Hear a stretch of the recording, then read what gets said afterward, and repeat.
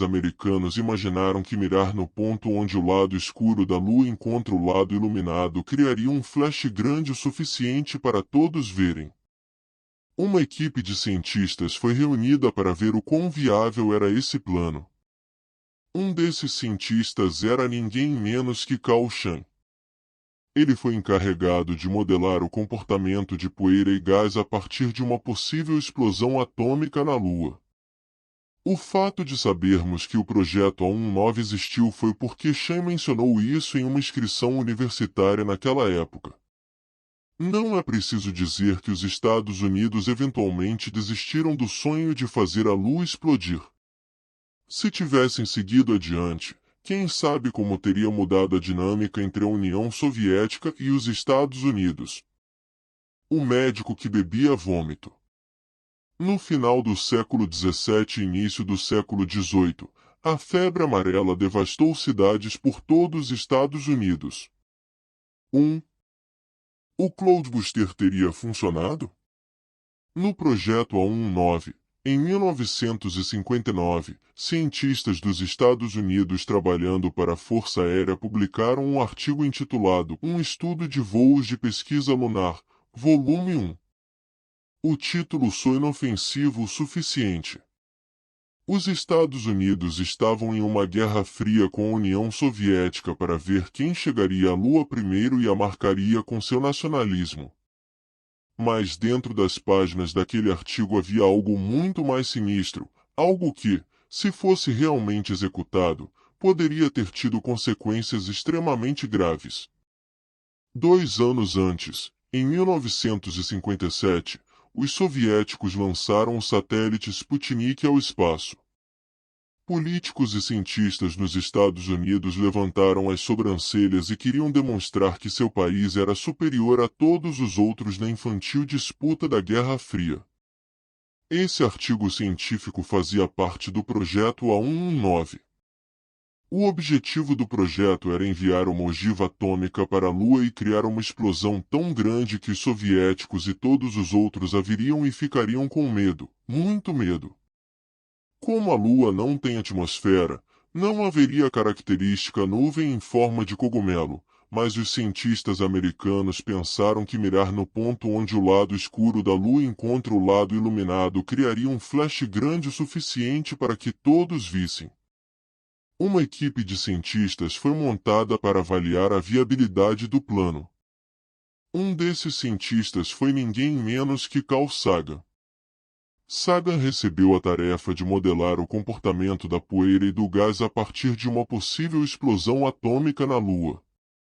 O fato de sabermos que o projeto A19 existiu se deu porque Sagan mencionou-o em um requerimento universitário na época.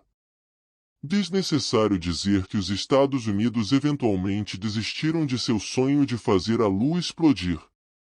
Se eles tivessem prosseguido, quem sabe como teria mudado a dinâmica entre a União Soviética e os Estados Unidos. Um estagiário de medicina em Filadélfia tinha uma teoria: a doença não era contagiosa, simplesmente as pessoas tendiam a ficar doentes nos meses quentes de verão devido às condições insalubres da maioria das cidades na época. O estudante de medicina, Stubin FTH, nome único, não é mesmo? Tentou provar isso em uma série de experimentos estranhos e mais repugnantes do que seu nome. Sentado em um laboratório da Universidade da Pensilvânia, FTH decidiu que seria melhor apenas experimentar algumas coisas nele mesmo. Ele estava tão confiante de que a doença não era contagiosa ou tão desesperado para obter seu diploma que estava disposto a arriscar sua vida em nome da ciência. Ele encontrou alguns pacientes sofrendo dos estágios avançados da doença e começou a fazer coisas que fariam Joe Rogan, da época do programa Fear Factor, ter ânsias de vômito. Ele consumiu o vômito negro que esses pacientes esperem no final da doença. Quando isso não funcionou, ele colocou um pouco nos olhos. Quando isso não teve efeito, ele inalou os vapores de amostras aquecidas. Ainda livre da febre amarela, FTH tentou derramar sobre um corte em sua pele e mesmo assim, nada aconteceu.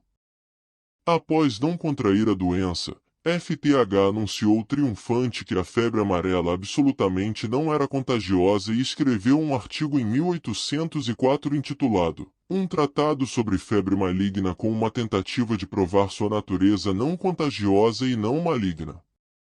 No entanto, havia um problema. Os pacientes dos quais ele coletou amostras estavam nos estágios finais da doença, quando ela não era mais contagiosa.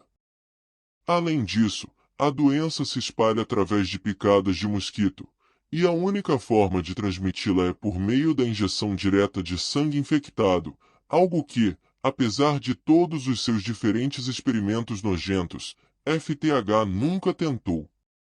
Você pode imaginar quantas pessoas leram seu artigo e pensaram: uau, esse cara é um gênio, a febre amarela não é contagiosa? Talvez a parte mais repugnante de toda a história seja que Stubin FTH realmente recebeu seu doutorado da Universidade da Pensilvânia e se tornou um médico praticante real. Este foi o homem que quase arruinou a agricultura. Se mais pessoas tivessem dado crédito às teorias mal fundamentadas e perigosas de FTH, poderiam ter enfrentado um desastre ainda maior. Sua conclusão errônea de que a febre amarela não era contagiosa, baseada em experimentos grotescos e inadequados, poderia ter levado a sérias consequências para a saúde pública.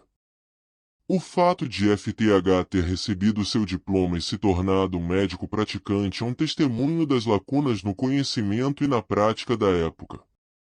Sua suposta validação, mesmo sem uma fundamentação científica adequada, mostra como a ciência e a medicina estavam sujeitas a falhas graves e interpretações equivocadas. Se mais pessoas tivessem seguido suas teorias infundadas, a compreensão da febre amarela poderia ter sido distorcida, potencialmente resultando em políticas de saúde pública desastrosas e disseminação descontrolada da doença. Felizmente, no curso da história, a verdade sobre a natureza contagiosa da febre amarela foi estabelecida através de estudos mais rigorosos e ações fundamentadas na ciência verdadeira. Essa narrativa serve como um alerta sobre a importância da pesquisa científica sólida, embasada em métodos adequados e revisão rigorosa, para evitar interpretações perigosas e conclusões precipitadas que possam afetar a saúde e o bem-estar das pessoas. A prática médica evoluiu desde então, com um enfoque